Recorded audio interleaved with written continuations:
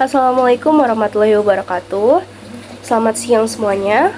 Kami dari kelompok 10 izin menjelaskan tentang materi pertemuan ke-12 pada mata kuliah umum Pendidikan Agama Islam, yakni implementasi ajaran Islam dalam masyarakat multikultural. Sebelumnya, perkenalkan nama saya Kesha Salsabila Putri Widian dari program studi Ilmu Komunikasi, yang pada presentasi kali ini akan menjelaskan poin-poin awal pada bab ini. Pada dasarnya, Indonesia adalah sebuah negara kesatuan yang memiliki berbagai macam ras, suku, budaya, serta agama. Keberagaman inilah yang seharusnya membuat kita bersatu, seperti yang tertuang dalam semboyan Bhinneka Tunggal Ika. Namun sayangnya, seringkali kita lebih mementingkan perbedaan dan juga ego masing-masing sehingga muncul konflik-konflik. Padahal, agama Islam mengajarkan kita untuk saling menghargai dan juga menghormati perbedaan. Kita sebagai umat muslim harus menjadi contoh dalam menjaga persatuan dan kerukunan di antara sesama manusia, terlepas dari apapun latar belakang mereka. Kemudian selanjutnya kita akan mencari tahu apa saja sih karakteristik multikulturalisme yang terbagi menjadi 3, yaitu yang pertama ada multi-subetnis, yaitu keberagaman suku bangsa yang lebih menonjol dalam bahasa dan budaya daripada ras. Yang kedua ada subkultur, di mana keberagaman budaya yang ada merupakan bagian dari kekayaan budaya Indonesia. Dan yang terakhir adalah multireligi, keberagaman agama yang menjadi tantangan tersendiri ketika terjadi konflik antara maupun intra-agama. Nah, setelah mengetahui terkait karakteristiknya, kita selanjutnya akan mempelajari tentang strategi pembudayaan Islam dalam masyarakat multikultural yang tentunya tidak terlepas juga dari proses masuknya Islam ke Nusantara, serta bagaimana proses Islam bisa menjadi agama mayoritas di Indonesia yang masyarakatnya multikultural ini. Islam sendiri masuk ke Indonesia melalui jalur perdagangan. Islam sendiri masuk ke Indonesia melalui jalur perdagangan. Islam dibawa oleh para pedagang Arab dan Persia yang kemudian disebarkan secara damai. Damai di sini dalam artian para pedagang sama sekali tidak memaksakan masyarakat Indonesia untuk menganut Islam. Mereka, yaitu para pedagang, lebih memilih untuk menyebarkan agama Islam dengan beradaptasi pada budaya-budaya lokal, sehingga agama Islam dapat diterima dengan baik. Dan karena inilah, Islam di Indonesia mengalami sinkretisme yang kuat, yang artinya ajaran Islam berpadu dalam kepercayaan lokal seperti Hindu dan Buddha. Ini terlihat dari praktik-praktik keagamaan yang menggabungkan unsur Islam dan juga kepercayaan asli. Kemudian Islam juga terbagi menjadi banyak aliran, mulai dari aliran yang paling ketat yaitu ortodoks hingga yang lebih longgar. Namun, proses ini tentunya tidak terlepas dari faktor-faktor keberhasilannya, yakni faktor perkawinan, tasawuf yaitu pengucian diri, dan juga seni budaya. Dan seperti yang sudah dijelaskan tadi, Islam memang mengakomodasi seni dan kebudayaan lokal. Para penyebar Islam lokal seperti Wali Songo menggunakan cara-cara yang halus dan sesuai dengan budaya setempat untuk menyebarkan agama. Contohnya menggunakan wayang sebagai media dakwah. Sejarah Islam inilah yang membuat Islam di Indonesia menjadi sangat dinamis, dengan artian interaksi antara Islam dengan budaya lokal terus berkembang dan menghasilkan berbagai bentuk ekspresi keagamaan yang unik.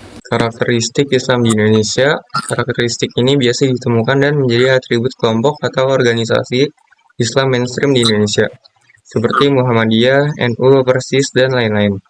Yang pertama ada bertauhid, kedua moderat, tawasud, yang ketiga akomodatif terhadap budaya lokal dan nasional, tasamuh, yang keempat seimbang atau tawazun, yang kelima memajukan atau berkemajuan, yang keenam Islam yang berkebangsaan, yang ketujuh, konstitusional. Konsep Ukhuwah Islamiyah. Ukhuwah Islamiyah adalah ikatan jiwa yang melahirkan perasaan kasih sayang, cinta, dan penghormatan yang mendalam terhadap setiap orang, di mana keterpautan jiwa itu diterapkan oleh ikatan akidah Islam, iman, dan takwa. Persaudaraan yang terus ini akan melahirkan rasa kasih sayang yang mendalam pada jiwa setiap muslim dan mendatangkan dampak positif seperti saling menolong, mengutamakan orang lain, ramah, dan mudah untuk saling memaafkan. Sebaliknya, dengan ukhuwah juga akan terhindari dari hal-hal yang merugikan dengan menjauhi setiap hal yang dapat mendatangkan kerugian bagi orang lain. baik yang berkaitan dengan jiwa, harta, kehormatan, atau hal-hal yang merusak harkat dan martabat mereka. Toleransi antar dan inter umat beragama. Toleransi hendaknya dapat dimaknai sebagai suatu sikap untuk dapat hidup bersama masyarakat penganut agama lain, dengan memiliki kebebasan untuk menjalankan prinsip-prinsip keagamaan ibadah masing-masing, tanpa adanya paksaan dan tekanan, baik untuk beribadah maupun tidak beribadah. Dari satu pihak ke pihak lain, sikap toleransi antar umat beragama bisa dimulai dari hidup bertetangga baik dengan tetangga yang seiman dengan kita atau tidak. Sikap toleransi itu direfleksikan dengan cara saling menghormati, saling memuliakan, dan saling tolong-menolong. Jadi sudah jelas bahwa sisi akidah atau teologi bukanlah urusan manusia, melainkan Allah Subhanahu wa Ta'ala. Dan tidak ada kompromi serta sikap toleran di dalamnya. Sedangkan kita bermuamalah dari sisi kemanusiaan kita. Konsep moderasi Islam. Moderasi Islam dalam bahasa Arab disebut juga al-wasatiyah, sehingga dalam sebutan Islam, moderasi yang telah disusun oleh tim Kementerian Agama Republik Indonesia menyebutkan bahwa kemajemukan berbagai kondisi yang ada di Indonesia sangat diperlukan suatu sistem pengajaran agama yang komprehensif, yang dapat mewakili setiap orang yang ada melalui ajaran yang luas dengan tidak meninggalkan teks atau Al-Quran dan hadis. Serta pentingnya penggunaan akal adalah sebagai solusi dari setiap masalah yang ada, atau tim penyusun tafsir Al-Quran tematik Kementerian Agama RI 2012. Selanjutnya ada karakteristik penggunaan konsep moderasi dalam konteks Islam Indonesia. Yang pertama, ada ideologi tanpa kekerasan dalam menyebarkan Islam. Kedua, mengadopsi cara hidup modern dengan semua turunannya, termasuk sains dan teknologi, demokrasi, hak asasi manusia, dan sejenisnya. Ketiga, ada penggunaan cara berpikir rasional. Keempat, pendekatan kontekstual dalam memahami Islam. 5. Penggunaan ijtihad atau kerja intelektual untuk membuat opini hukum jika tidak ada justifikasi eksploitasi dari Al-Quran dan hadis. Selanjutnya ada nilai-nilai ukhuwah Islamiyah dalam lingkungan pendidikan, keluarga, dan pekerjaan. Yang pertama itu ada menutup aib sesama. Setiap manusia tidak ada yang sempurna. Semuanya pasti memiliki aib. Oleh karena itu, kita harus bisa menahan diri untuk tidak membuka aib mereka, atau kita menjaga kehormatan mereka. Yang kedua ada saling memaafkan. Manusia adalah tempatnya salah dan lupa.